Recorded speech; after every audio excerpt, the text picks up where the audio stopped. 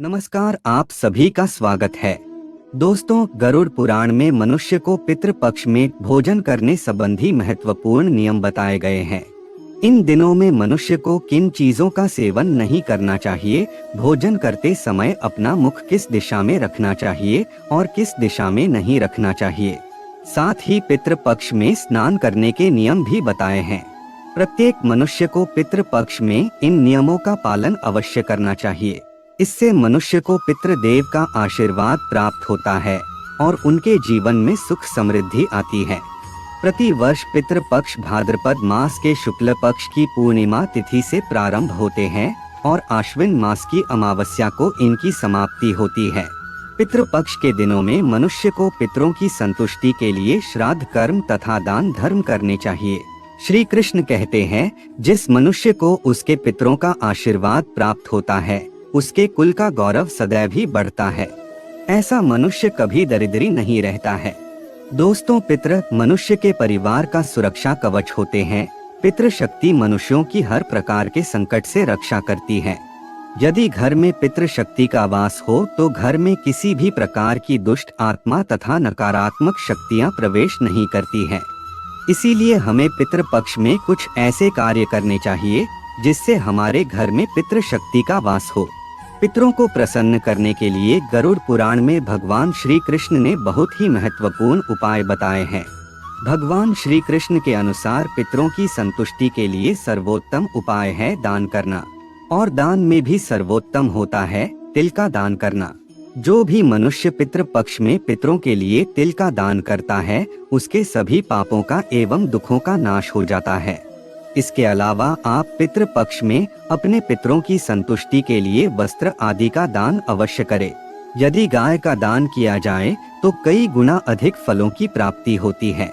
श्री कृष्ण कहते हैं, मृत्यु के पश्चात मनुष्य की आत्मा अभौतिक रूप धारण करती है। उनका यह शरीर वायु रूप में होता है। वायु रूप में मृत आत्माएं घर में प्रवेश करती है और अपने परिजनों द्वारा किए जाने वाले कर्म कांड तथा श्राद्ध से वे अत्यंत प्रसन्न होते हैं। मनुष्य के पितृ उसके द्वारा चढ़ाए गए भोग को प्राणियों के रूप में ग्रहण करते हैं और उन्हें आशीर्वाद देकर फिर से पितृलोक में लौट जाते हैं। लेकिन जो मनुष्य अपने पितरों का सम्मान नहीं करता है, पितृपक्ष में श्राद्ध एवं पूजा पाठ नहीं करता है, उसके पितृ दुखी होकर पितृलोक में लौट जाते हैं।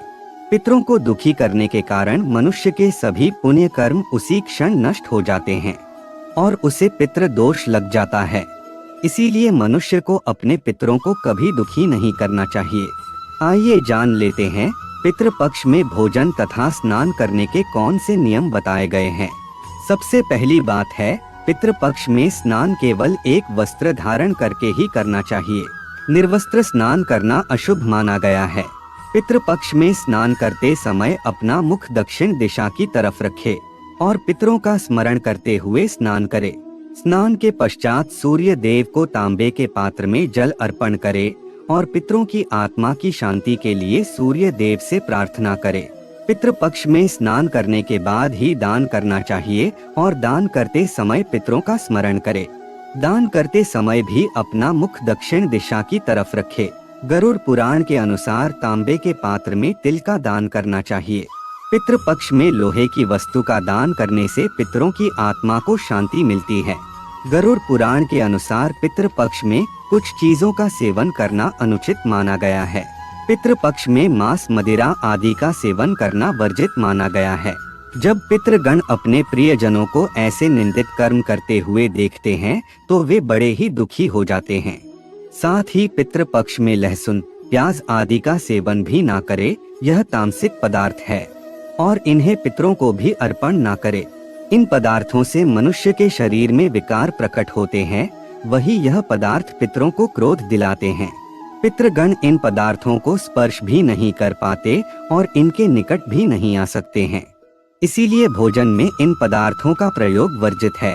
पितृपक्ष में भोजन करते समय मनुष्य को अपना मुख दक्षिण दिशा में रखना चाहिए। ध्यान रहे, यह केवल पितृपक्ष में ही करना चाहिए। इस दिशा में भोजन करने पर वह भोजन पितरों को प्राप्त होता है और पितृगण संतुष्ट होते हैं। पितृपक्ष में बासी भोजन को भूल से भी ग्रहण ना करे। श्री कृष्ण के अनुसार जो भोजन सात्विक हो वह पितरों को अत्यंत प्रिय होता है। ऐसा भोजन मनुष्य की आयु बढ़ाने वाला, जीवन को शुद्ध करने वाला तथा बल, बुद्धि और ऐश्वर्य देने वाला होता है। इसमें गाय का दूध सबसे उत्तम माना गया है। रसयुक्त फल भी सात्विक भोजन की श्रेणी में ही आते हैं। दक्षिण दिशा की तरफ मुख करके भोजन करते समय पितरों का आवाहन करें और उन्हें नमस्कार करके इस मंत्र का जाप करें, ओम पितृदेवाय नमः। ऐसा करने से पितृदेव बहुत ही संतुष्ट होते हैं। पितृपक्ष में बिस्तर पर बैठकर भोजन ग्रहण ना करें। भोजन केवल जमीन पर बैठकर ही करें। शास्त्रों के अनुसार पितृपक्ष में चने की दाल और मसूर की दाल खाना वर्जित है। मसूर की दाल का श्राद्ध कर्म में भी प्रयोग ना करें, क्योंकि यह एक नकारात्मक व्यंजन है। इसके साथ ही सरसों के साग की सब्जी भी खानी नहीं चाहिए। तो इस प्रकार से गरुड़ पुराण में पितृपक्ष में किए जाने वाले महत्वपूर्ण नियम बताए हैं। यह जानकारी अच्छी लगी तो वीडियो को लाइक जरूर करें और कमेंट में जय पितृदेव और जय श्री कृष्ण अवश्य लिखें। साथ ही चैनल को सब्सक्राइब करना न भूलें। आप सभी का धन्यवाद।